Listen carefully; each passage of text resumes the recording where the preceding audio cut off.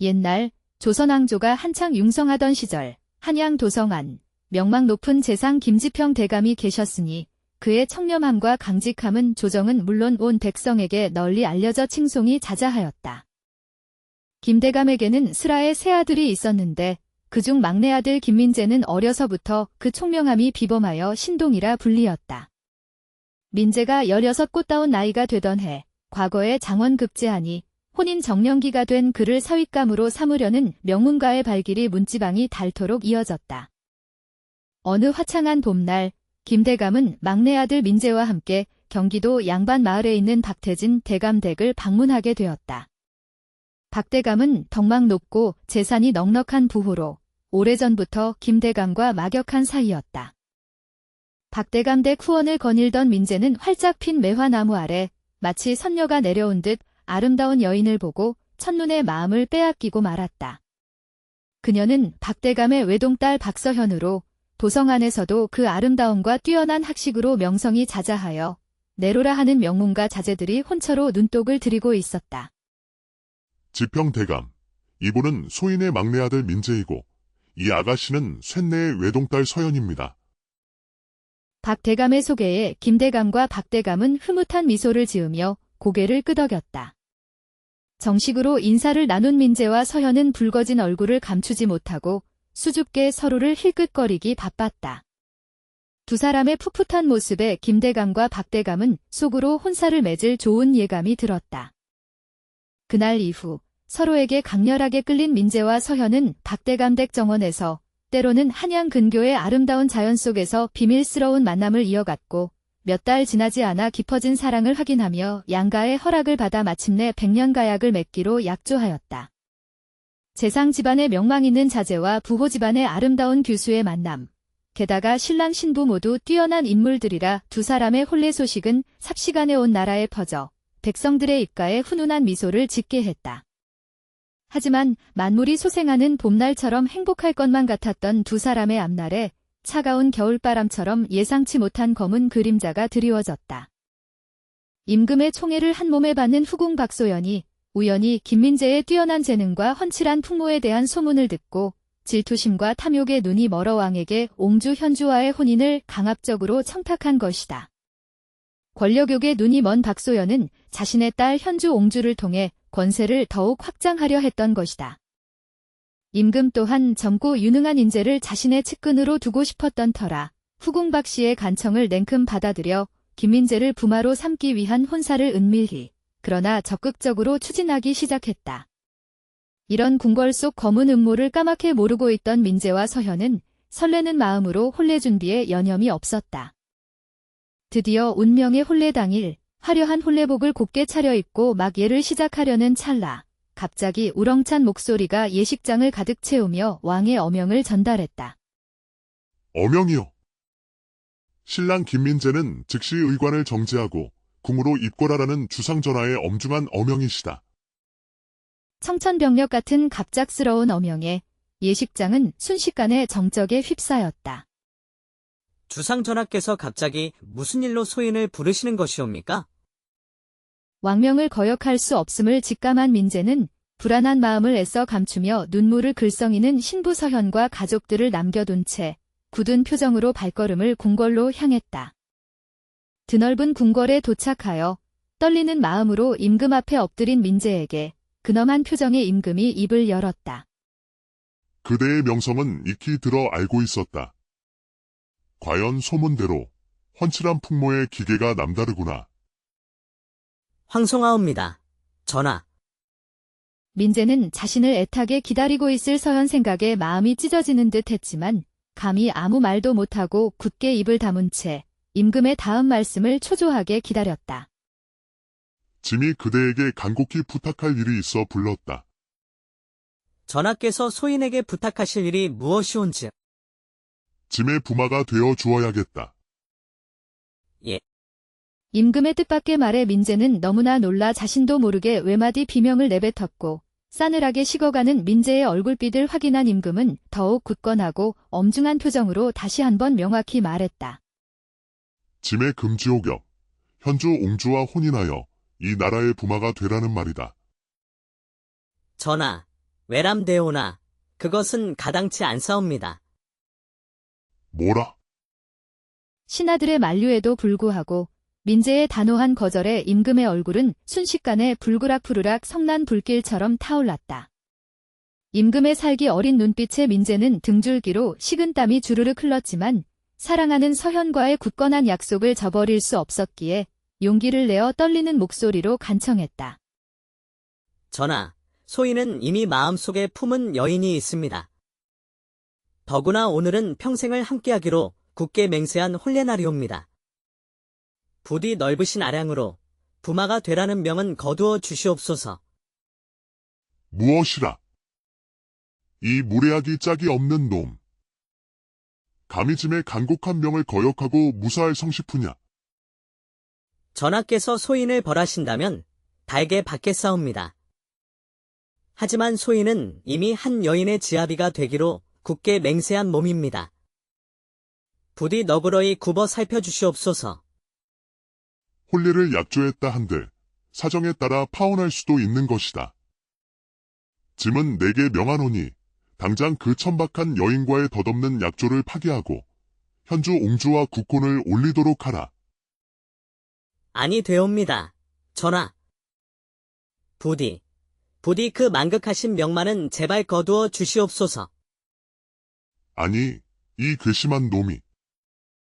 임금은 민재가 자신의 말을 강하게 거부하며 옹주와의 혼인을 완강히 거부하자 끓어오르는 분노를 참지 못하고 주변 신하들에게 불호령을 내렸다. 여봐라. 당장 저 발칙하고 오만방자한 놈을 옥에 가두어라. 전하, 진정하시옵소서. 신랑은 사대부 가문의 귀한 자제이고 조정의 기둥인 김지평 대감의 아들입니다. 경솔하게 처벌했다가는 성난 민심은 물론 사대부들의 거센 반발을 불러일으킬 수 있사옵니다. 뭐라? 신하의 간곡한 만류에 이성을 잃었던 임금은 겨우 분노를 가라앉히며 차분히 생각에 잠겼다. 민재의 강직함과 충절심은 가상했지만 자신의 명을 거역한 죄는 결코 가볍게 넘길 수 없었다.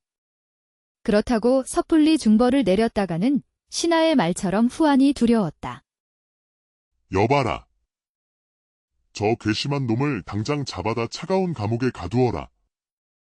당장 벌을 내리고 싶지만 짐도 잠시 시간을 두고 심사숙고하겠다. 임금의 냉혹한 명령에 민재는 순식간에 포승줄에 묶인 채 차디찬 감옥에 갇히는 신세가 되었다. 자신에게 닥친 믿을 수 없는 현실에 절망하며 민재는 임금을 원망하고 홀로 남겨졌을 서현 생각에 가슴 미어지는 고통 속에 눈물을 삼켰다. 민재가 억울하게 옥에 갇혔다는 소식은 순식간에 김대감 댁과 박대감 댁에 전해졌고 양가는 발칵 뒤집혔다. 신부 서현은 꿈에도 상상 못했던 황망한 현실에 혼례날 신랑을 빼앗기는 기막힌 일을 겪게 되자 하늘이 무너지는 듯한 절망감에 정신을 잃을 지경이었다. 아버님, 어찌 이런 천벌받을 일이 있을 수 있단 말입니까? 만백성의 어버이라 자처하는 임금께서 어찌 혼례날 신랑을 강제로 끌고 가실 수 있단 말입니까? 아휴, 나도 가슴이 찢어지도록 아프지만 지금으로선 속수무책이구나. 아무래도 옹주를 낳은 후궁박씨가 뒤에서 모든 일을 조종하는 듯하니 힘없는 백성인 우리가 어찌 감히 하늘의 뜻을 거스를 수 있겠느냐. 궁궐 밖에서 두 가문의 사람들이 발만 동동 구르며 깊은 시름에 잠겨 있을 때 차가운 감옥에 갇힌 민재는 며칠 밤낮으로 물 한 모금, 밥 한 숟가락 제대로 넘기지 못하고 절망과 슬픔, 분노와 좌절감에 몸부림치며 고통스러운 시간을 보내고 있었다. 그때 굳게 닫혔던 감옥 문이 열리고 임금이 싸늘한 표정으로 다시 그를 찾아와 그의 마음을 떠보았다. 그동안 짐이 그대에게 내린 부마의 자리를 이제는 받아들일 마음이 생겼느냐. 임금이 겉으로는 부드러운 말투로 회유했지만 그 속내는 차갑기 그지없었다.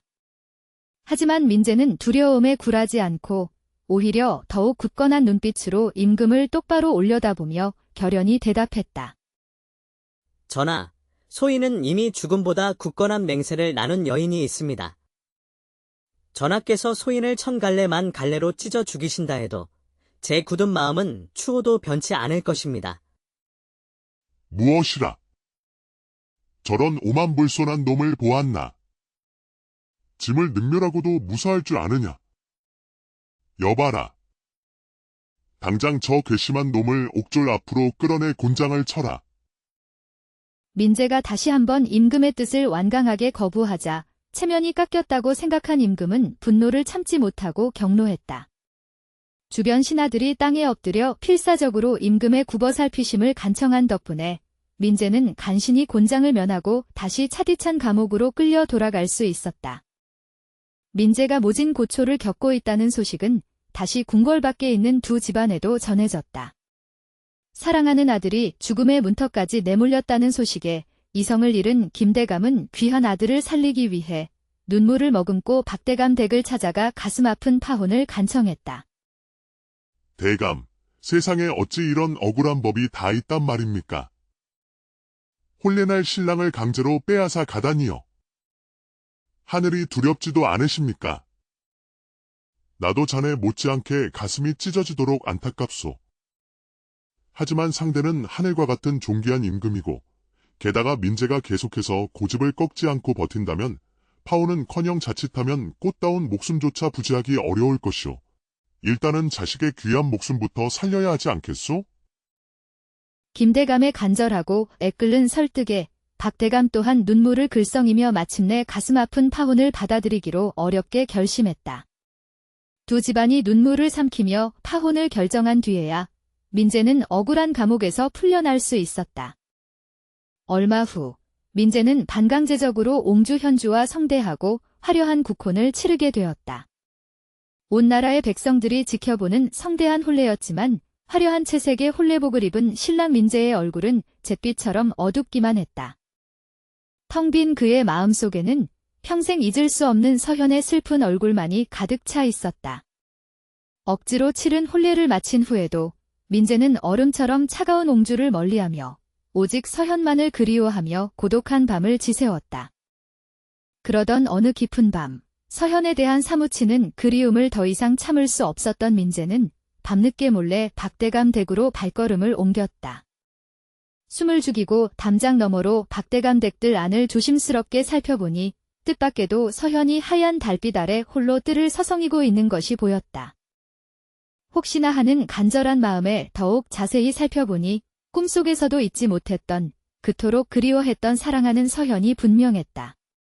민재는 더 이상 망설일 필요도 없이 높은 담을 쏜살같이 뛰어넘어 그녀에게 조심스럽게 다가가 떨리는 목소리로 불렀다. 아가씨. 갑작스러운 민재의 부름에 서현은 깜짝 놀라 숨을 멈추고 뒤돌아보았고 꿈에서 그리던 민재의 모습을 두 눈으로 확인하자 왈칵 눈물을 글썽이며 망설임 없이 그의 따뜻한 품에 안겼다. 도련님, 어찌 이 위험한 곳까지 오셨습니까? 혹시라도 발각되기라도 하면 그리움을 도저히 참을 수 없었소. 혹시나 하는 간절한 마음에 와 보았는데 정말로 아가씨를 다시 만나게 될 줄은 꿈에도 몰랐소. 이곳에 오시면 아니 됩니다. 이 일이 혹시라도 임금님의 귀에 들어가기라도 하면 우리 두 사람뿐만 아니라 저희 집안까지 풍비박산이 날 수도 있습니다. 상관없소. 단 하루를 살아도 내 진정으로 사랑하는 아가씨와 함께 숨 쉴 수 있다면 어떤 위험도 기꺼이 감수할 수 있어. 민재와 서현은 억누르고 억눌렀던 서로의 뜨거운 마음을 다시 확인하고 운명처럼 그날 밤을 함께 보냈다.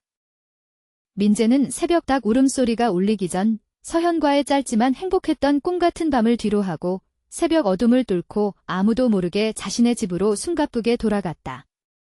그날 이후 민재는 매일 밤 그림자처럼 몰래 박대감 댁을 찾아가 서현과 위험하고도 달콤한 미래를 즐겼다.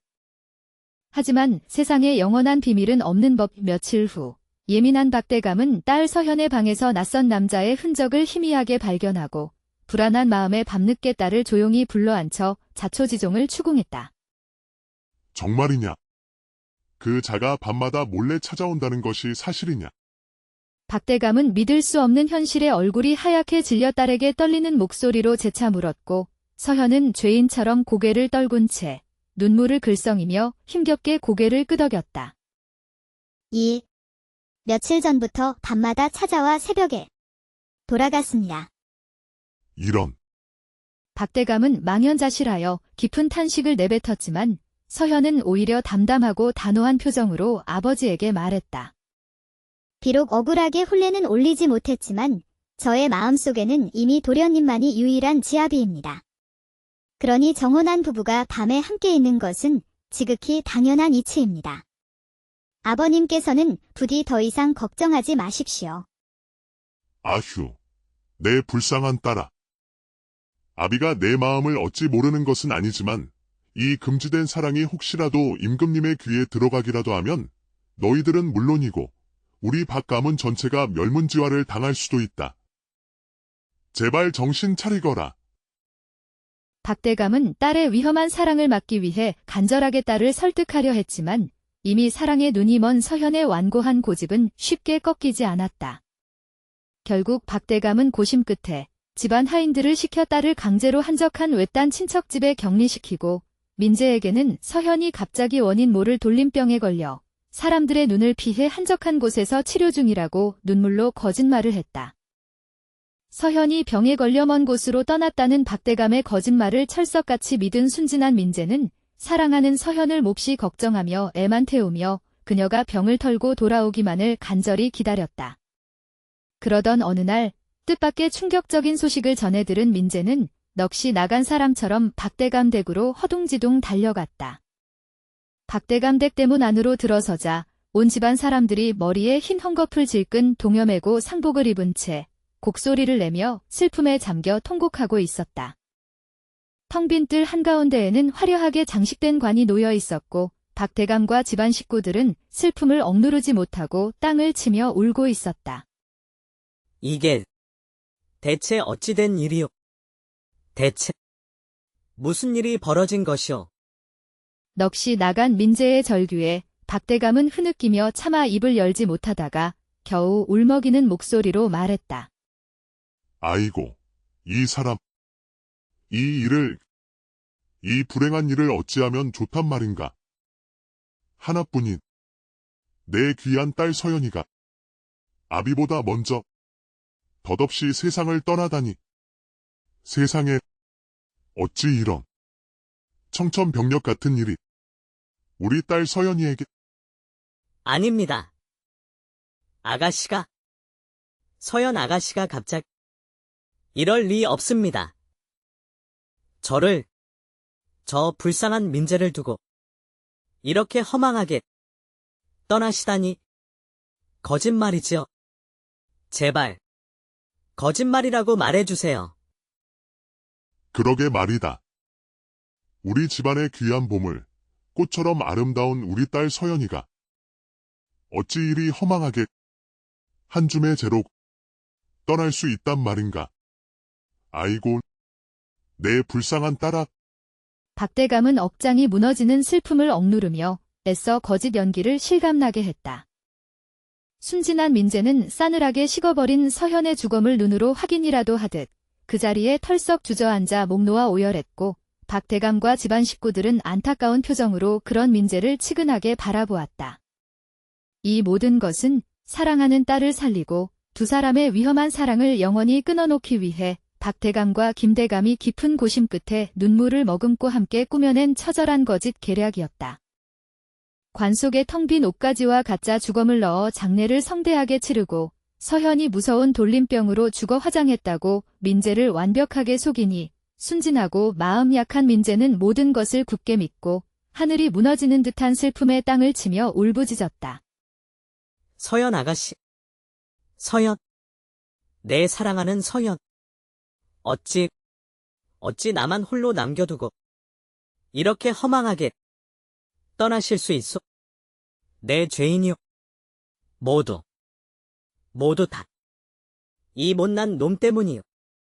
서현의 가짜 장례를 눈물로 마친 후 박대감과 김대감은 이제 민재가 서현과의 질긴 악연을 깨끗하게 끊고 옹주에게 돌아가 부마로서 편안하고 안락한 삶을 살아가기를 간절히 바랐지만 예상과는 달리 민재는 서현의 가짜 무덤 앞에서 3년 동안 슬픔에 잠겨 눈물로 지새우며 가슴 아픈 3년상을 치르겠다고 굳게 맹세하며 모든 일을 제쳐두고 오직 슬픔 속에 잠겨버렸다.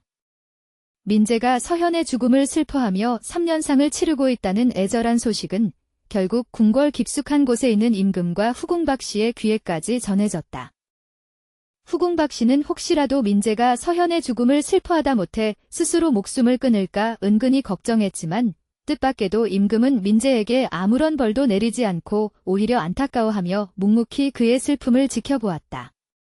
사실 임금은 지난날 자신이 강제로 두 사람을 억지로 떼어놓아 생이별을 시킨 것에 대해 마음속 깊은 곳에 작지만 무거운 죄책감을 느끼고 있었던 것이다. 게다가 서현이 억울하게 병으로 꽃다운 젊은 나이에 세상을 떠났다는 슬픈 소식을 전해 듣고 마음이 아팠던 임금은 민재가 3년상을 치르는 것을 묵인해주기로 마음을 바꾼 것이다. 덧없이 세월은 흘러 3년상이 마침내 끝났다. 세상 사람들은 이제 민재가 깊은 슬픔을 딛고 옹주와 형식적인 부부의 연을 맺어 부마로서 권세를 누리며 호의호식하며 편안하게 살아갈 것이라고 섣불리 예상했지만 3년상을 마친 민재의 예상 밖의 행동은 모든 사람들을 놀라움과 감동 속에 빠뜨렸다.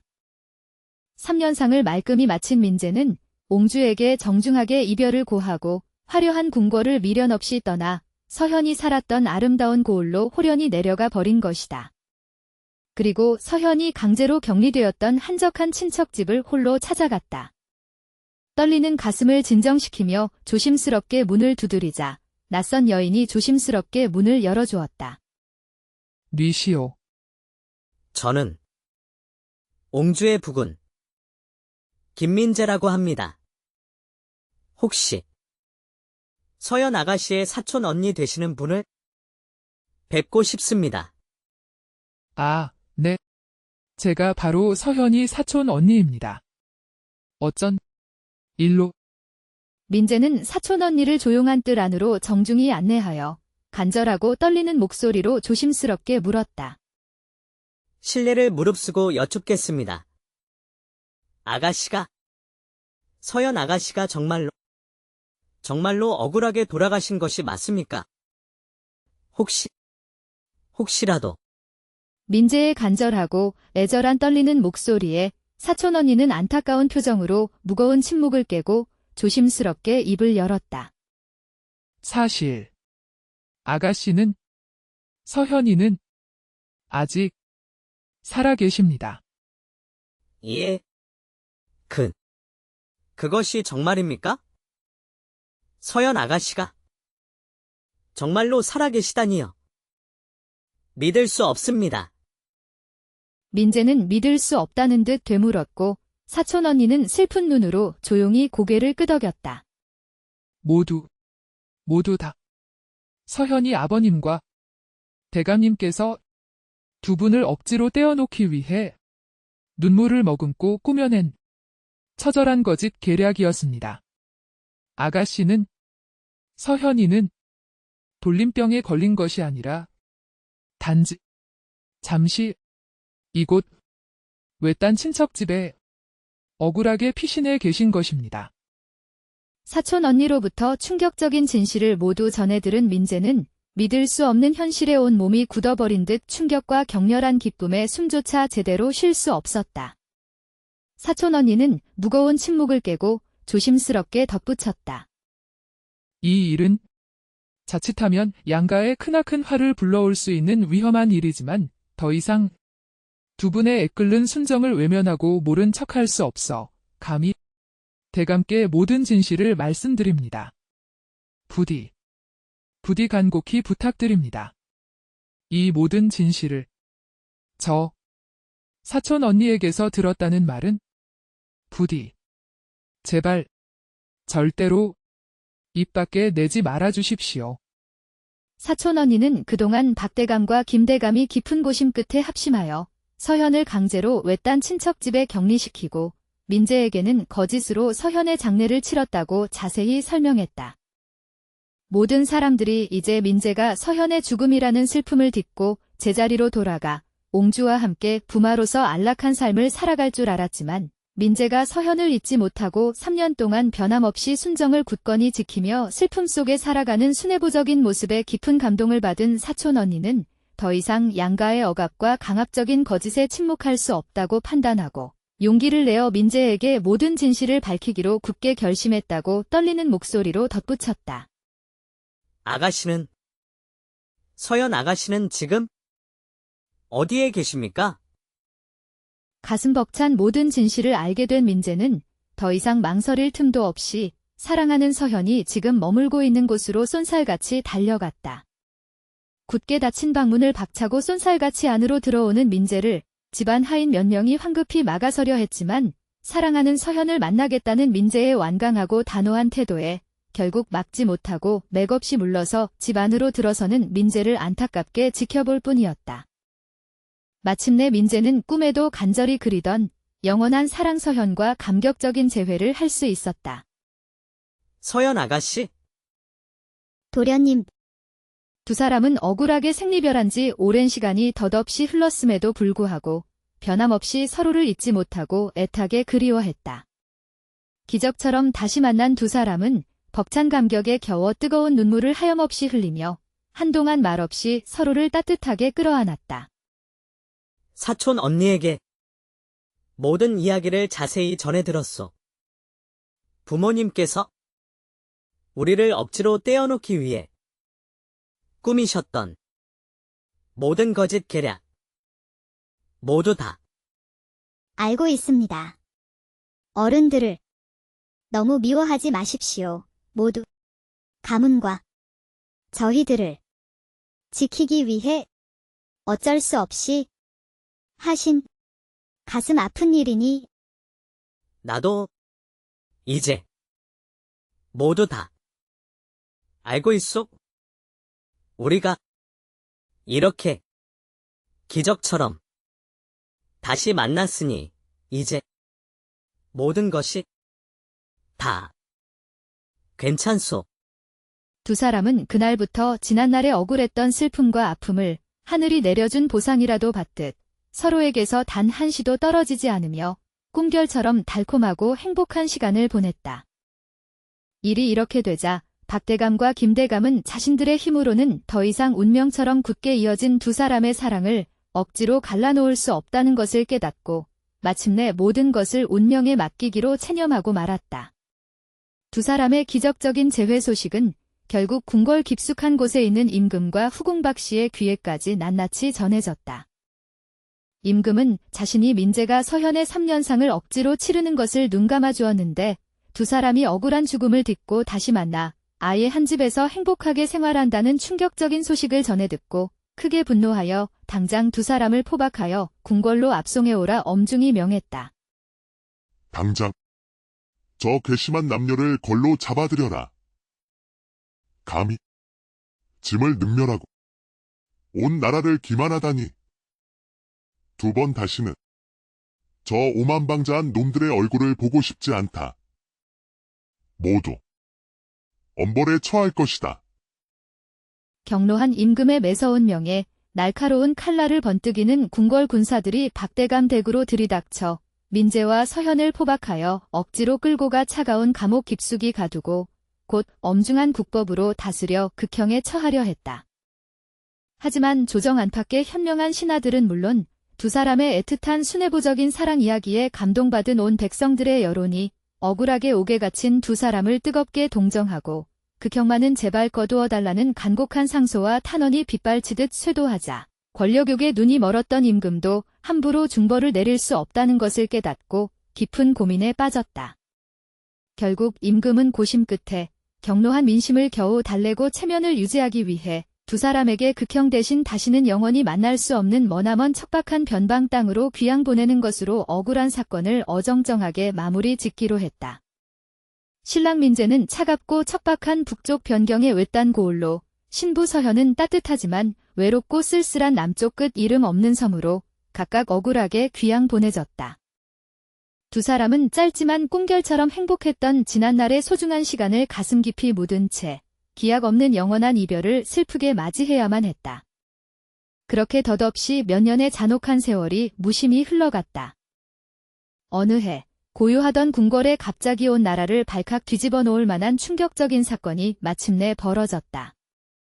왕세자를 해하려던 끔찍한 영모 음모가 발각되었고 놀랍게도 그 영모의 배후에 옹주 현주를 낳은 후궁박 씨가 깊숙이 관여되어 있다는 충격적인 사실이 마침내 밝혀진 것이다. 자신을 속이고 옹주를 앞세워 권세를 탐했던 후궁박 씨의 영모 사실에 크게 분노한 임금은 후궁박 씨를 냉혹하게 폐서인시켜 매정하게 궁궐에서 쫓아내버렸고 결국 권력욕에 눈이 멀었던 후궁박 씨는 비참한 최후를 맞이했다. 후궁박 씨를 따르던 간신들은 모두 억울한 누명을 쓰고 먼 변방으로 귀양을 가거나 혹은 끔찍한 중벌을 면치 못했다. 그 중에는 민재와 억지 정략 결혼을 했던 불쌍한 옹주 현주도 포함되어 있었다. 권력욕에 눈이 멀었던 어머니 때문에 그녀의 기구한 인생 또한 민재와 서현의 슬픈 사랑 이야기 못지않게 억울하고 슬픈 비극으로 얼룩져 버렸다. 후궁박 씨의 영모 사건이 있은 지 얼마 지나지 않아 억울하게 귀양 갔던 신랑 민재와 신부 서현은 마침내 기적처럼 귀양에서 풀려났다. 오랜 시간이 덧없이 흘렀지만 기적처럼 다시 만난 두 사람의 애틋한 마음은 변함없이 처음처럼 뜨겁게 서로를 향하고 있었다. 부인, 그 모진 세월 동안 그 척박한 귀양지에서 고생 정말 많았소. 서방님이야말로 그 모진 고충 말로 다 할 수 없이 얼마나 힘드셨을까요? 괜찮소. 이제 더 이상 우리를 억압하고 괴롭힐 사람도 없을 것이고 억지로 우리를 슬프게 갈라놓을 사람도 영원히 없을 것이오. 귀양에서 억울하게 풀려 돌아온 민재는 주변이 어느 정도 안정을 되찾자 깊은 고심 끝에 무거운 마음으로 임금에게 옹주 현주를 불쌍히 여겨 귀양에서 풀어달라는 간절한 상소를 정중하게 올렸다. 마침내 민재의 간곡한 상소를 깊이 감명받은 임금은 마지막 남은 양심의 가책을 느꼈는지 오랜 고민 끝에 그의 청을 어렵게 받아들여 옹주 현주를 기적처럼 귀양에서 풀어주었고 권세와 지위를 모두 잃은 옹주는 평민으로 강등되어 갈 곳 없는 가련한 신세가 되었다. 민재는 그런 불쌍한 옹주를 딱하게 여겨 넓은 아량으로 자신의 집으로 따뜻하게 맞아들였다. 기나긴 억압과 고난의 세월이 덧없이 흘러 다시 만난 세 사람은 지난날의 억울하고 슬펐던 아픈 상처와 깊은 슬픔을 서로 따뜻하게 위로하며 마침내 새롭고 평화로운 삶을 조심스럽게 시작했다. 옛날 조선왕조가 한창 융성하던 시절 한양 도성안 명망 높은 재상 김지평 대감이 계셨으니 그의 청렴함과 강직함은 조정은 물론 온 백성에게 널리 알려져 칭송이 자자하였다. 김대감에게는 슬하의 세 아들이 있었는데 그중 막내 아들 김민재는 어려서부터 그 총명함이 비범하여 신동이라 불리었다. 민재가 16 꽃다운 나이가 되던 해 과거에 장원급제하니 혼인 정년기가 된 그를 사윗감으로 삼으려는 명문가의 발길이 문지방이 닳도록 이어졌다. 어느 화창한 봄날 김대감은 막내 아들 민재와 함께 경기도 양반 마을에 있는 박태진 대감댁을 방문하게 되었다. 박대감은 덕망 높고 재산이 넉넉한 부호로 오래전부터 김대감과 막역한 사이였다.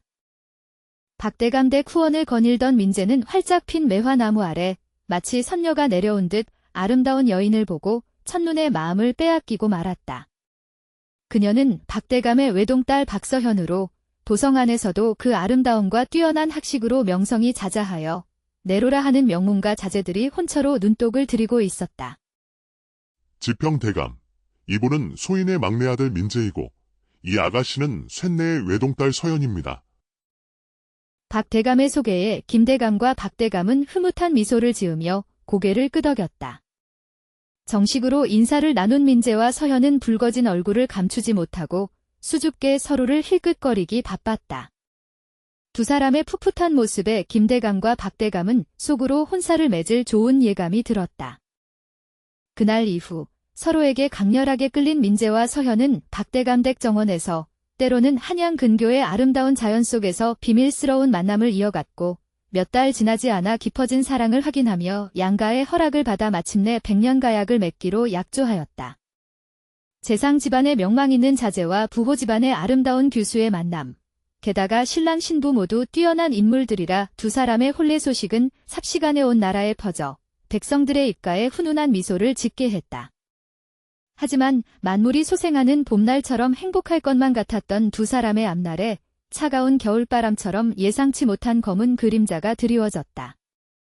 임금의 총애를 한 몸에 받는 후궁 박소연이 우연히 김민재의 뛰어난 재능과 훤칠한 풍모에 대한 소문을 듣고 질투심과 탐욕에 눈이 멀어 왕에게 옹주 현주와의 혼인을 강압적으로 청탁한 것이다.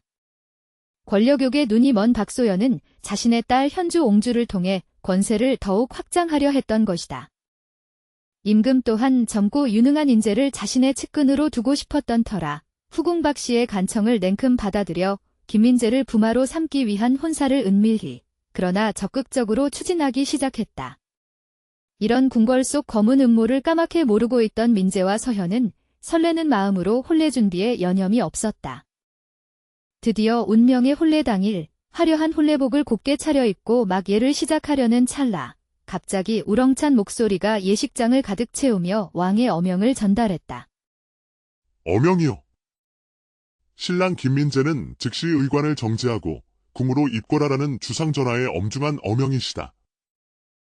청천벽력 같은 갑작스러운 어명에 예식장은 순식간에 정적에 휩싸였다. 주상전하께서 갑자기 무슨 일로 소인을 부르시는 것이옵니까? 왕명을 거역할 수 없음을 직감한 민재는 불안한 마음을 애써 감추며 눈물을 글썽이는 신부 서현과 가족들을 남겨둔 채 굳은 표정으로 발걸음을 궁궐로 향했다. 드넓은 궁궐에 도착하여 떨리는 마음으로 임금 앞에 엎드린 민재에게 근엄한 표정의 임금이 입을 열었다. 그대의 명성은 익히 들어 알고 있었다. 과연 소문대로 훤칠한 풍모의 기계가 남다르구나. 황송하옵니다. 전하. 민재는 자신을 애타게 기다리고 있을 서현 생각에 마음이 찢어지는 듯 했지만 감히 아무 말도 못하고 굳게 입을 다문 채 임금의 다음 말씀을 초조하게 기다렸다. 짐이 그대에게 간곡히 부탁할 일이 있어 불렀다. 전하께서 소인에게 부탁하실 일이 무엇이온지.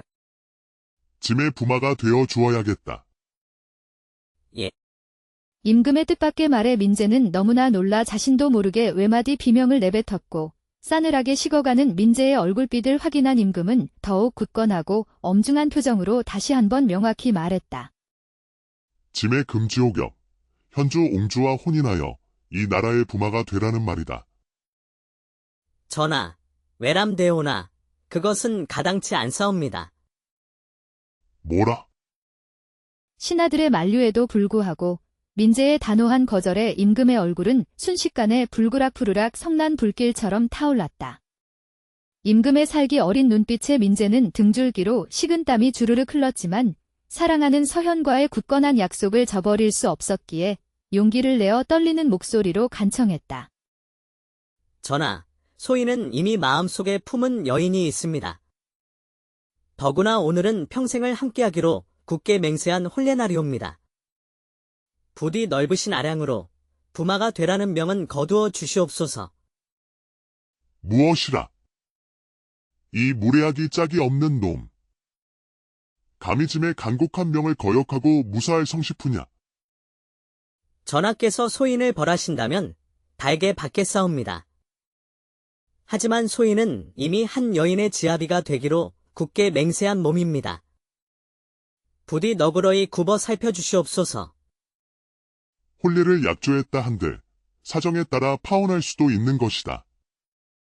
짐은 내게 명하노니 당장 그 천박한 여인과의 덧없는 약조를 파기하고 현주 옹주와 국혼을 올리도록 하라.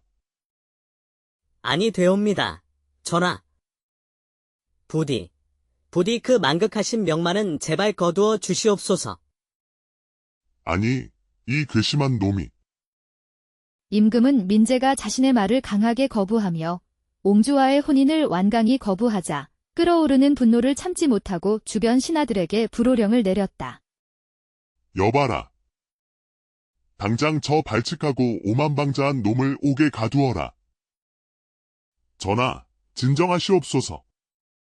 신랑은 사대부 가문의 귀한 자제이고 조정의 기둥인 김지평 대감의 아들입니다.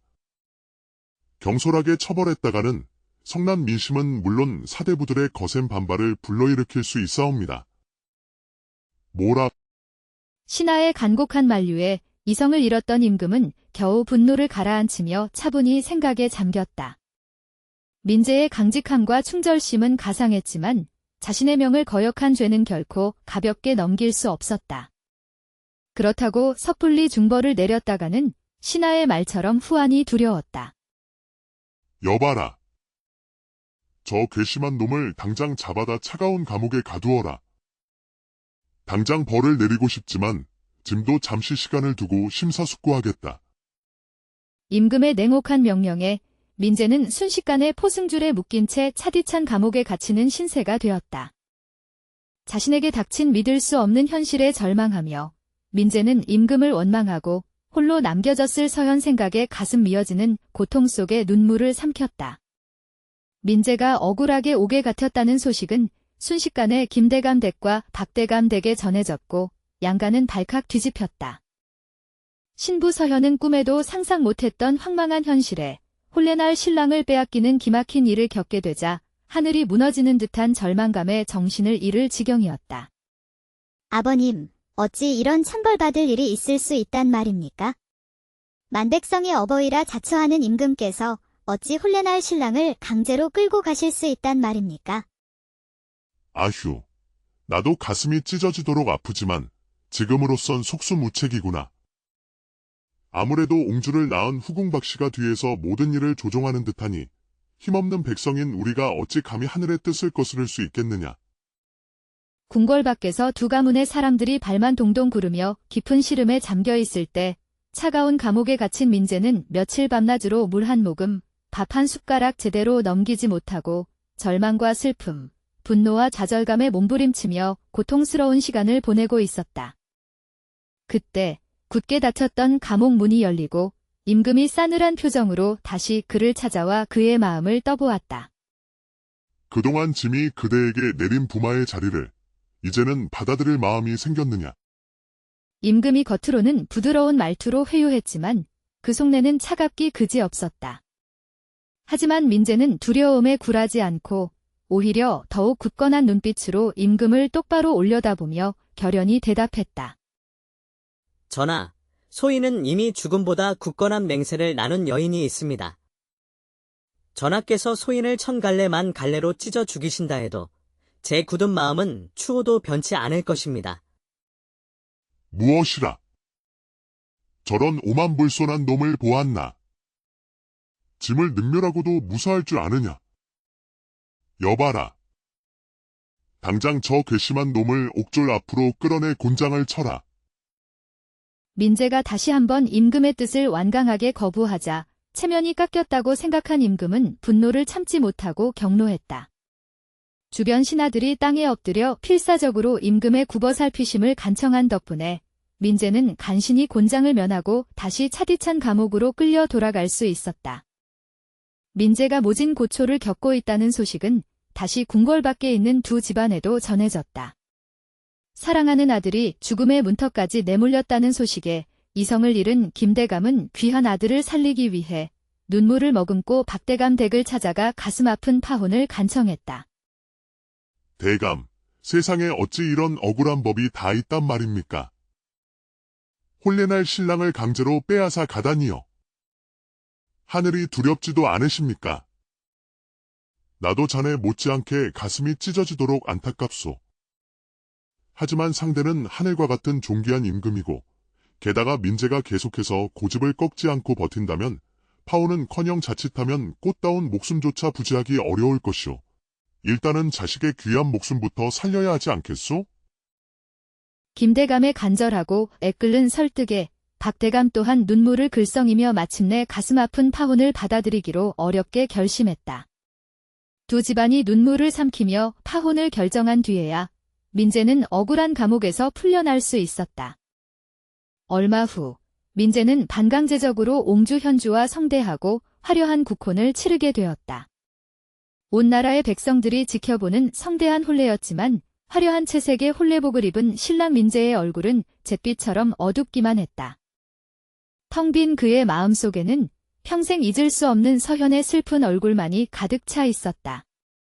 억지로 치른 혼례를 마친 후에도 민재는 얼음처럼 차가운 옹주를 멀리하며 오직 서현만을 그리워하며 고독한 밤을 지새웠다. 그러던 어느 깊은 밤, 서현에 대한 사무치는 그리움을 더 이상 참을 수 없었던 민재는 밤늦게 몰래 박대감 댁으로 발걸음을 옮겼다. 숨을 죽이고 담장 너머로 박대감 댁들 안을 조심스럽게 살펴보니 뜻밖에도 서현이 하얀 달빛 아래 홀로 뜰을 서성이고 있는 것이 보였다. 혹시나 하는 간절한 마음에 더욱 자세히 살펴보니 꿈속에서도 잊지 못했던, 그토록 그리워했던 사랑하는 서현이 분명했다. 민재는 더 이상 망설일 필요도 없이 높은 담을 쏜살같이 뛰어넘어 그녀에게 조심스럽게 다가가 떨리는 목소리로 불렀다. 아가씨. 갑작스러운 민재의 부름에 서현은 깜짝 놀라 숨을 멈추고 뒤돌아보았고 꿈에서 그리던 민재의 모습을 두 눈으로 확인하자 왈칵 눈물을 글썽이며 망설임 없이 그의 따뜻한 품에 안겼다. 도련님, 어찌 이 위험한 곳까지 오셨습니까? 혹시라도 발각되기라도 하면 그리움을 도저히 참을 수 없었소.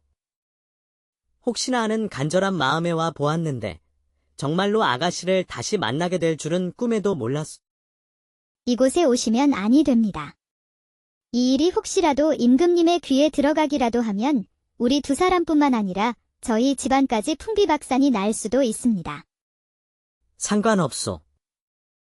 단 하루를 살아도 내 진정으로 사랑하는 아가씨와 함께 숨 쉴 수 있다면 어떤 위험도 기꺼이 감수할 수 있소. 민재와 서현은 억누르고 억눌렀던 서로의 뜨거운 마음을 다시 확인하고 운명처럼 그날 밤을 함께 보냈다. 민재는 새벽 닭 울음소리가 울리기 전 서현과의 짧지만 행복했던 꿈 같은 밤을 뒤로하고 새벽 어둠을 뚫고 아무도 모르게 자신의 집으로 숨가쁘게 돌아갔다.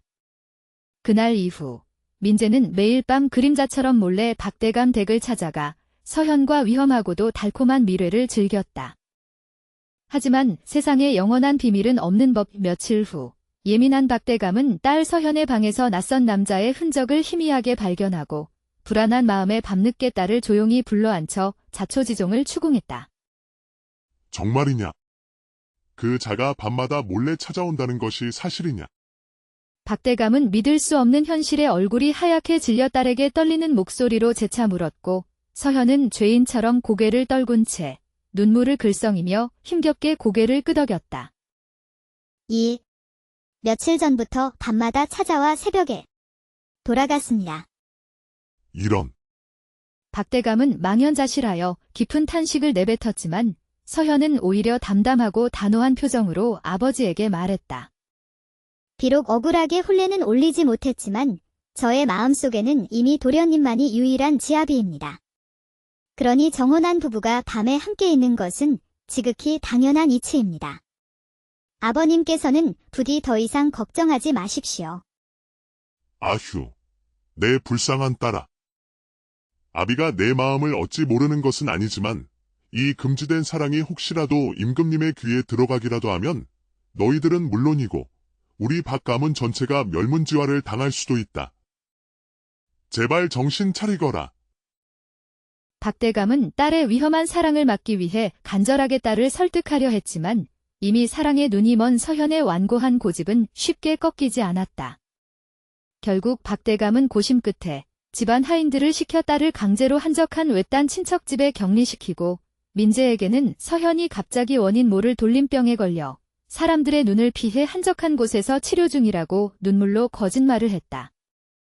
서현이 병에 걸려 먼 곳으로 떠났다는 박대감의 거짓말을 철석같이 믿은 순진한 민재는 사랑하는 서현을 몹시 걱정하며 애만 태우며 그녀가 병을 털고 돌아오기만을 간절히 기다렸다. 그러던 어느 날 뜻밖의 충격적인 소식을 전해 들은 민재는 넋이 나간 사람처럼 박대감 댁으로 허둥지둥 달려갔다. 박대감 댁 대문 안으로 들어서자 온 집안 사람들이 머리에 흰 헝겊을 질끈 동여매고 상복을 입은 채 곡소리를 내며 슬픔에 잠겨 통곡하고 있었다. 텅 빈 뜰 한가운데에는 화려하게 장식된 관이 놓여 있었고 박대감과 집안 식구들은 슬픔을 억누르지 못하고 땅을 치며 울고 있었다. 이게 대체 어찌 된 일이오? 대체 무슨 일이 벌어진 것이오? 넋이 나간 민재의 절규에 박대감은 흐느끼며 차마 입을 열지 못하다가 겨우 울먹이는 목소리로 말했다. 아이고, 이 사람. 이 불행한 일을 어찌하면 좋단 말인가. 하나뿐인 내 귀한 딸 서연이가 아비보다 먼저 덧없이 세상을 떠나다니. 세상에 어찌 이런 청천벽력 같은 일이 우리 딸 서연이에게. 아닙니다. 아가씨가, 서연 아가씨가 갑자기 이럴 리 없습니다. 저 불쌍한 민재를 두고 이렇게 허망하게 떠나시다니. 거짓말이지요. 제발 거짓말이라고 말해주세요. 그러게 말이다. 우리 집안의 귀한 보물, 꽃처럼 아름다운 우리 딸 서연이가 어찌 이리 허망하게 한 줌의 재로 떠날 수 있단 말인가. 아이고, 내 불쌍한 딸아. 박대감은 억장이 무너지는 슬픔을 억누르며 애써 거짓 연기를 실감나게 했다. 순진한 민재는 싸늘하게 식어버린 서현의 주검을 눈으로 확인이라도 하듯 그 자리에 털썩 주저앉아 목 놓아 오열했고, 박대감과 집안 식구들은 안타까운 표정으로 그런 민재를 치근하게 바라보았다. 이 모든 것은 사랑하는 딸을 살리고 두 사람의 위험한 사랑을 영원히 끊어놓기 위해 박대감과 김대감이 깊은 고심 끝에 눈물을 머금고 함께 꾸며낸 처절한 거짓 계략이었다. 관 속에 텅 빈 옷가지와 가짜 주검을 넣어 장례를 성대하게 치르고 서현이 무서운 돌림병으로 죽어 화장했다고 민재를 완벽하게 속이니, 순진하고 마음 약한 민재는 모든 것을 굳게 믿고 하늘이 무너지는 듯한 슬픔에 땅을 치며 울부짖었다. 서연 아가씨. 서연. 내 사랑하는 서연. 어찌 나만 홀로 남겨두고 이렇게 허망하게 떠나실 수 있소? 내 죄인이요. 모두 다 이 못난 놈 때문이요. 서현의 가짜 장례를 눈물로 마친 후 박대감과 김대감은 이제 민재가 서현과의 질긴 악연을 깨끗하게 끊고 옹주에게 돌아가 부마로서 편안하고 안락한 삶을 살아가기를 간절히 바랐지만, 예상과는 달리 민재는 서현의 가짜 무덤 앞에서 3년 동안 슬픔에 잠겨 눈물로 지새우며 가슴 아픈 3년상을 치르겠다고 굳게 맹세하며 모든 일을 제쳐두고 오직 슬픔 속에 잠겨버렸다. 민재가 서현의 죽음을 슬퍼하며 3년상을 치르고 있다는 애절한 소식은 결국 궁궐 깊숙한 곳에 있는 임금과 후궁박 씨의 귀에까지 전해졌다. 후궁박 씨는 혹시라도 민재가 서현의 죽음을 슬퍼하다 못해 스스로 목숨을 끊을까 은근히 걱정했지만, 뜻밖에도 임금은 민재에게 아무런 벌도 내리지 않고 오히려 안타까워하며 묵묵히 그의 슬픔을 지켜보았다. 사실 임금은 지난날 자신이 강제로 두 사람을 억지로 떼어놓아 생이별을 시킨 것에 대해 마음속 깊은 곳에 작지만 무거운 죄책감을 느끼고 있었던 것이다. 게다가 서현이 억울하게 병으로 꽃다운 젊은 나이에 세상을 떠났다는 슬픈 소식을 전해 듣고 마음이 아팠던 임금은 민재가 3년상을 치르는 것을 묵인해주기로 마음을 바꾼 것이다. 덧없이 세월은 흘러 3년상이 마침내 끝났다. 세상 사람들은 이제 민재가 깊은 슬픔을 딛고 옹주와 형식적인 부부의 연을 맺어 부마로서 권세를 누리며 호의호식하며 편안하게 살아갈 것이라고 섣불리 예상했지만, 3년상을 마친 민재의 예상 밖의 행동은 모든 사람들을 놀라움과 감동 속에 빠뜨렸다.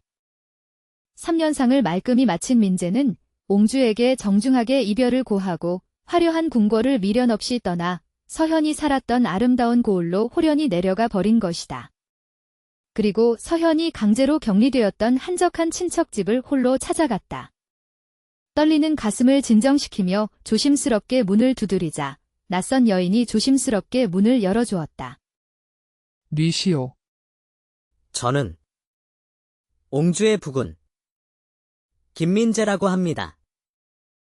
혹시 서연 아가씨의 사촌 언니 되시는 분을 뵙고 싶습니다. 아, 네. 제가 바로 서현이 사촌 언니입니다. 어쩐 일로? 민재는 사촌 언니를 조용한 뜰 안으로 정중히 안내하여 간절하고 떨리는 목소리로 조심스럽게 물었다.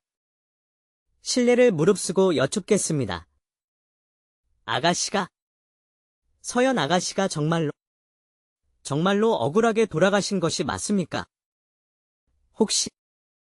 혹시라도, 민재의 간절하고 애절한 떨리는 목소리에 사촌 언니는 안타까운 표정으로 무거운 침묵을 깨고 조심스럽게 입을 열었다. 사실 아가씨는 서현이는 아직 살아계십니다. 예. 그것이 정말입니까? 서연 아가씨가 정말로 살아계시다니요. 믿을 수 없습니다. 민재는 믿을 수 없다는 듯 되물었고 사촌 언니는 슬픈 눈으로 조용히 고개를 끄덕였다. 모두 다 서현이 아버님과 대감님께서 두 분을 억지로 떼어놓기 위해 눈물을 머금고 꾸며낸 처절한 거짓 계략이었습니다. 아가씨는, 서현이는 돌림병에 걸린 것이 아니라 단지 잠시 이곳 외딴 친척집에 억울하게 피신해 계신 것입니다. 사촌 언니로부터 충격적인 진실을 모두 전해 들은 민재는 믿을 수 없는 현실에 온 몸이 굳어버린 듯 충격과 격렬한 기쁨에 숨조차 제대로 쉴 수 없었다. 사촌 언니는 무거운 침묵을 깨고 조심스럽게 덧붙였다. 이 일은 자칫하면 양가에 크나큰 화를 불러올 수 있는 위험한 일이지만 더 이상 두 분의 애끓는 순정을 외면하고 모른 척할 수 없어 감히 대감께 모든 진실을 말씀드립니다. 부디 간곡히 부탁드립니다. 이 모든 진실을 저 사촌 언니에게서 들었다는 말은 부디 제발 절대로 입 밖에 내지 말아 주십시오. 사촌 언니는 그동안 박대감과 김대감이 깊은 고심 끝에 합심하여 서현을 강제로 외딴 친척집에 격리시키고 민재에게는 거짓으로 서현의 장례를 치렀다고 자세히 설명했다. 모든 사람들이 이제 민재가 서현의 죽음이라는 슬픔을 딛고 제자리로 돌아가 옹주와 함께 부마로서 안락한 삶을 살아갈 줄 알았지만 민재가 서현을 잊지 못하고 3년 동안 변함없이 순정을 굳건히 지키며 슬픔 속에 살아가는 순애보적인 모습에 깊은 감동을 받은 사촌 언니는 더 이상 양가의 억압과 강압적인 거짓에 침묵할 수 없다고 판단하고 용기를 내어 민재에게 모든 진실을 밝히기로 굳게 결심했다고 떨리는 목소리로 덧붙였다. 서연 아가씨는 지금 어디에 계십니까? 가슴 벅찬 모든 진실을 알게 된 민재는 더 이상 망설일 틈도 없이 사랑하는 서현이 지금 머물고 있는 곳으로 쏜살같이 달려갔다. 굳게 닫힌 방문을 박차고 쏜살같이 안으로 들어오는 민재를 집안 하인 몇 명이 황급히 막아서려 했지만 사랑하는 서현을 만나겠다는 민재의 완강하고 단호한 태도에 결국 막지 못하고 맥없이 물러서 집 안으로 들어서는 민재를 안타깝게 지켜볼 뿐이었다. 마침내 민재는 꿈에도 간절히 그리던 영원한 사랑 서현과 감격적인 재회를 할 수 있었다. 서연 아가씨? 도련님, 두 사람은 억울하게 생리별한 지 오랜 시간이 덧없이 흘렀음에도 불구하고 변함없이 서로를 잊지 못하고 애타게 그리워했다. 기적처럼 다시 만난 두 사람은 벅찬 감격에 겨워 뜨거운 눈물을 하염없이 흘리며 한동안 말없이 서로를 따뜻하게 끌어안았다. 사촌 언니에게 모든 이야기를 자세히 전해 들었소. 부모님께서 우리를 억지로 떼어놓기 위해 꾸미셨던 모든 거짓 계략 모두 다 알고 있습니다. 어른들을 너무 미워하지 마십시오. 모두 가문과 저희들을 지키기 위해 어쩔 수 없이 하신 가슴 아픈 일이니 나도 이제 모두 다 알고 있소. 우리가 이렇게 기적처럼 다시 만났으니 이제 모든 것이 다 괜찮소. 두 사람은 그날부터 지난날의 억울했던 슬픔과 아픔을 하늘이 내려준 보상이라도 받듯 서로에게서 단 한시도 떨어지지 않으며 꿈결처럼 달콤하고 행복한 시간을 보냈다. 일이 이렇게 되자 박대감과 김대감은 자신들의 힘으로는 더 이상 운명처럼 굳게 이어진 두 사람의 사랑을 억지로 갈라놓을 수 없다는 것을 깨닫고 마침내 모든 것을 운명에 맡기기로 체념하고 말았다. 두 사람의 기적적인 재회 소식은 결국 궁궐 깊숙한 곳에 있는 임금과 후궁박 씨의 귀에까지 낱낱이 전해졌다. 임금은 자신이 민재가 서현의 3년상을 억지로 치르는 것을 눈감아 주었는데 두 사람이 억울한 죽음을 딛고 다시 만나 아예 한 집에서 행복하게 생활한다는 충격적인 소식을 전해 듣고 크게 분노하여 당장 두 사람을 포박하여 궁궐로 압송해오라 엄중히 명했다. 당장 저 괘씸한 남녀를 걸로 잡아들여라. 감히 짐을 능멸하고 온 나라를 기만하다니. 두 번 다시는 저 오만방자한 놈들의 얼굴을 보고 싶지 않다. 모두 엄벌에 처할 것이다. 경로한 임금의 매서운 명에 날카로운 칼날을 번뜩이는 궁궐 군사들이 박대감 댁으로 들이닥쳐 민재와 서현을 포박하여 억지로 끌고 가 차가운 감옥 깊숙이 가두고 곧 엄중한 국법으로 다스려 극형에 처하려 했다. 하지만 조정 안팎의 현명한 신하들은 물론 두 사람의 애틋한 순애보적인 사랑 이야기에 감동받은 온 백성들의 여론이 억울하게 옥에 갇힌 두 사람을 뜨겁게 동정하고 극형만은 제발 거두어달라는 간곡한 상소와 탄원이 빗발치듯 쇄도하자 권력욕에 눈이 멀었던 임금도 함부로 중벌을 내릴 수 없다는 것을 깨닫고 깊은 고민에 빠졌다. 결국 임금은 고심 끝에 경로한 민심을 겨우 달래고 체면을 유지하기 위해 두 사람에게 극형 대신 다시는 영원히 만날 수 없는 머나먼 척박한 변방 땅으로 귀양 보내는 것으로 억울한 사건을 어정쩡하게 마무리 짓기로 했다. 신랑 민재는 차갑고 척박한 북쪽 변경의 외딴 고을로, 신부 서현은 따뜻하지만 외롭고 쓸쓸한 남쪽 끝 이름 없는 섬으로 각각 억울하게 귀양 보내졌다. 두 사람은 짧지만 꿈결처럼 행복했던 지난날의 소중한 시간을 가슴 깊이 묻은 채 기약 없는 영원한 이별을 슬프게 맞이해야만 했다. 그렇게 덧없이 몇 년의 잔혹한 세월이 무심히 흘러갔다. 어느 해 고요하던 궁궐에 갑자기 온 나라를 발칵 뒤집어 놓을 만한 충격적인 사건이 마침내 벌어졌다. 왕세자를 해하려던 끔찍한 영모 음모가 발각되었고 놀랍게도 그 영모의 배후에 옹주 현주를 낳은 후궁박 씨가 깊숙이 관여되어 있다는 충격적인 사실이 마침내 밝혀진 것이다. 자신을 속이고 옹주를 앞세워 권세를 탐했던 후궁박 씨의 영모 사실에 크게 분노한 임금은 후궁박 씨를 냉혹하게 폐서인시켜 매정하게 궁궐에서 쫓아내버렸고 결국 권력욕에 눈이 멀었던 후궁박 씨는 비참한 최후를 맞이했다. 후궁박 씨를 따르던 간신들은 모두 억울한 누명을 쓰고 먼 변방으로 귀양을 가거나 혹은 끔찍한 중벌을 면치 못했다. 그 중에는 민재와 억지 정략 결혼을 했던 불쌍한 옹주 현주도 포함되어 있었다. 권력욕에 눈이 멀었던 어머니 때문에 그녀의 기구한 인생 또한 민재와 서현의 슬픈 사랑 이야기 못지않게 억울하고 슬픈 비극으로 얼룩져 버렸다. 후궁박 씨의 영모 사건이 있은 지 얼마 지나지 않아 억울하게 귀양 갔던 신랑 민재와 신부 서현은 마침내 기적처럼 귀양에서 풀려났다. 오랜 시간이 덧없이 흘렀지만 기적처럼 다시 만난 두 사람의 애틋한 마음은 변함없이 처음처럼 뜨겁게 서로를 향하고 있었다. 부인, 그 모진 세월 동안 그 척박한 귀양지에서 고생 정말 많았소. 서방님이야말로 그 모진 고충 말로 다 할 수 없이 얼마나 힘드셨을까요? 괜찮소.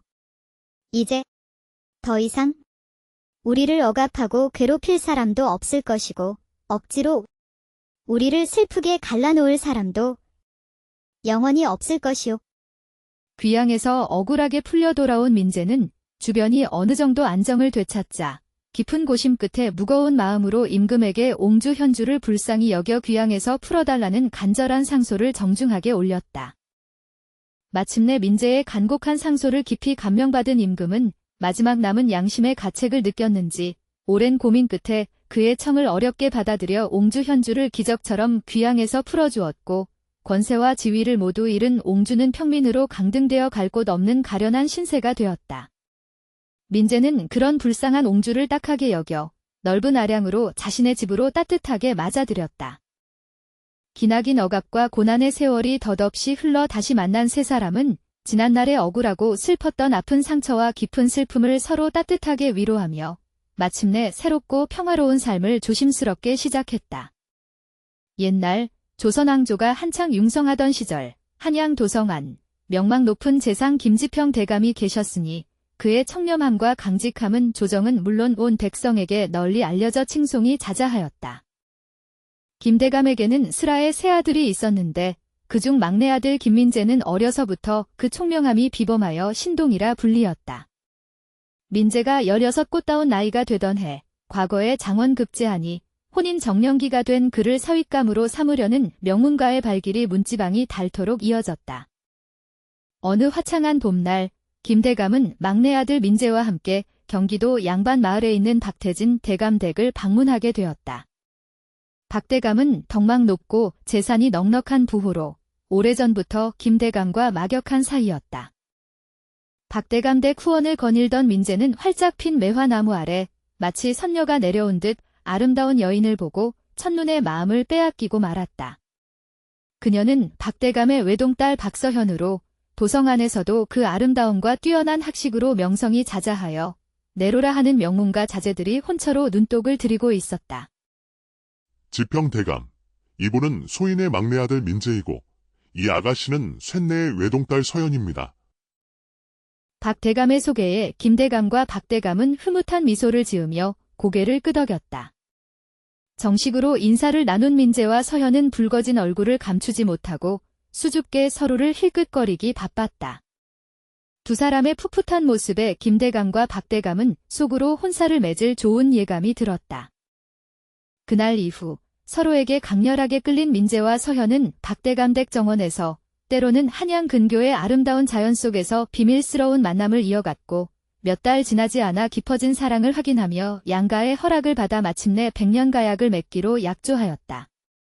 재상 집안의 명망 있는 자제와 부호 집안의 아름다운 교수의 만남. 게다가 신랑 신부 모두 뛰어난 인물들이라 두 사람의 혼례 소식은 삽시간에 온 나라에 퍼져 백성들의 입가에 훈훈한 미소를 짓게 했다. 하지만 만물이 소생하는 봄날처럼 행복할 것만 같았던 두 사람의 앞날에 차가운 겨울바람처럼 예상치 못한 검은 그림자가 드리워졌다. 임금의 총애를 한 몸에 받는 후궁 박소연이 우연히 김민재의 뛰어난 재능과 훤칠한 풍모에 대한 소문을 듣고 질투심과 탐욕의 눈이 멀어 왕에게 옹주 현주와의 혼인을 강압적으로 청탁한 것이다.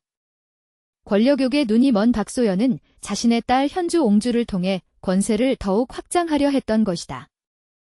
임금 또한 젊고 유능한 인재를 자신의 측근으로 두고 싶었던 터라 후궁 박 씨의 간청을 냉큼 받아들여 김민재를 부마로 삼기 위한 혼사를 은밀히 그러나 적극적으로 추진하기 시작했다. 이런 궁궐 속 검은 음모를 까맣게 모르고 있던 민재와 서현은 설레는 마음으로 혼례 준비에 여념이 없었다. 드디어 운명의 혼례 당일 화려한 혼례복을 곱게 차려입고 막 예를 시작하려는 찰나 갑자기 우렁찬 목소리가 예식장을 가득 채우며 왕의 어명을 전달했다. 어명이요. 신랑 김민재는 즉시 의관을 정지하고 궁으로 입궐하라는 주상전하의 엄중한 어명이시다. 청천벽력 같은 갑작스러운 어명에 예식장은 순식간에 정적에 휩싸였다. 주상전하께서 갑자기 무슨 일로 소인을 부르시는 것이옵니까? 왕명을 거역할 수 없음을 직감한 민재는 불안한 마음을 애써 감추며 눈물을 글썽이는 신부 서현과 가족들을 남겨둔 채 굳은 표정으로 발걸음을 궁궐로 향했다. 드넓은 궁궐에 도착하여 떨리는 마음으로 임금 앞에 엎드린 민재에게 근엄한 표정의 임금이 입을 열었다. 그대의 명성은 익히 들어 알고 있었다. 과연 소문대로 훤칠한 풍모의 기계가 남다르구나. 황송하옵니다. 전하. 민재는 자신을 애타게 기다리고 있을 서현 생각에 마음이 찢어지는 듯 했지만 감히 아무 말도 못하고 굳게 입을 다문 채 임금의 다음 말씀을 초조하게 기다렸다. 짐이 그대에게 간곡히 부탁할 일이 있어 불렀다. 전하께서 소인에게 부탁하실 일이 무엇이온지. 짐의 부마가 되어 주어야겠다. 예. 임금의 뜻밖의 말에 민재는 너무나 놀라 자신도 모르게 외마디 비명을 내뱉었고 싸늘하게 식어가는 민재의 얼굴빛을 확인한 임금은 더욱 굳건하고 엄중한 표정으로 다시 한번 명확히 말했다. 짐의 금지옥역, 현주 옹주와 혼인하여 이 나라의 부마가 되라는 말이다. 전하, 외람되오나 그것은 가당치 않사옵니다. 뭐라? 신하들의 만류에도 불구하고 민재의 단호한 거절에 임금의 얼굴은 순식간에 불그락푸르락 성난 불길처럼 타올랐다. 임금의 살기 어린 눈빛에 민재는 등줄기로 식은땀이 주르륵 흘렀지만 사랑하는 서현과의 굳건한 약속을 저버릴 수 없었기에 용기를 내어 떨리는 목소리로 간청했다. 전하, 소인은 이미 마음속에 품은 여인이 있습니다. 더구나 오늘은 평생을 함께하기로 굳게 맹세한 혼례날이옵니다. 부디 넓으신 아량으로 부마가 되라는 명은 거두어 주시옵소서. 무엇이라? 이 무례하기 짝이 없는 놈. 감히 짐의 간곡한 명을 거역하고 무사할 성시푸냐? 전하께서 소인을 벌하신다면 달게 받겠사옵니다. 하지만 소인은 이미 한 여인의 지아비가 되기로 굳게 맹세한 몸입니다. 부디 너그러이 굽어 살펴주시옵소서. 혼례를 약조했다 한들 사정에 따라 파혼할 수도 있는 것이다. 짐은 내게 명하노니 당장 그 천박한 여인과의 덧없는 약조를 파기하고 현주 옹주와 국혼을 올리도록 하라. 아니 되옵니다. 전하. 부디 그 만극하신 명만은 제발 거두어 주시옵소서. 아니, 이 괘씸한 놈이. 임금은 민재가 자신의 말을 강하게 거부하며 옹주와의 혼인을 완강히 거부하자 끓어오르는 분노를 참지 못하고 주변 신하들에게 불호령을 내렸다. 여봐라. 당장 저 발칙하고 오만방자한 놈을 옥에 가두어라. 전하, 진정하시옵소서. 신랑은 사대부 가문의 귀한 자제이고 조정의 기둥인 김지평 대감의 아들입니다. 경솔하게 처벌했다가는 성난 민심은 물론 사대부들의 거센 반발을 불러일으킬 수 있사옵니다. 뭐라? 신하의 간곡한 만류에 이성을 잃었던 임금은 겨우 분노를 가라앉히며 차분히 생각에 잠겼다. 민재의 강직함과 충절심은 가상했지만 자신의 명을 거역한 죄는 결코 가볍게 넘길 수 없었다. 그렇다고 섣불리 중벌을 내렸다가는 신하의 말처럼 후환이 두려웠다. 여봐라. 저 괘씸한 놈을 당장 잡아다 차가운 감옥에 가두어라. 당장 벌을 내리고 싶지만 짐도 잠시 시간을 두고 심사숙고하겠다. 임금의 냉혹한 명령에 민재는 순식간에 포승줄에 묶인 채 차디찬 감옥에 갇히는 신세가 되었다. 자신에게 닥친 믿을 수 없는 현실에 절망하며 민재는 임금을 원망하고 홀로 남겨졌을 서현 생각에 가슴 미어지는 고통 속에 눈물을 삼켰다. 민재가 억울하게 옥에 갇혔다는 소식은 순식간에 김대감 댁과 박대감 댁에 전해졌고 양가는 발칵 뒤집혔다. 신부 서현은 꿈에도 상상 못했던 황망한 현실에 혼례날 신랑을 빼앗기는 기막힌 일을 겪게 되자 하늘이 무너지는 듯한 절망감에 정신을 잃을 지경이었다. 아버님, 어찌 이런 천벌받을 일이 있을 수 있단 말입니까? 만백성의 어버이라 자처하는 임금께서 어찌 혼례날 신랑을 강제로 끌고 가실 수 있단 말입니까? 아휴, 나도 가슴이 찢어지도록 아프지만 지금으로선 속수무책이구나. 아무래도 옹주를 낳은 후궁박씨가 뒤에서 모든 일을 조종하는 듯하니 힘없는 백성인 우리가 어찌 감히 하늘의 뜻을 거스를 수 있겠느냐.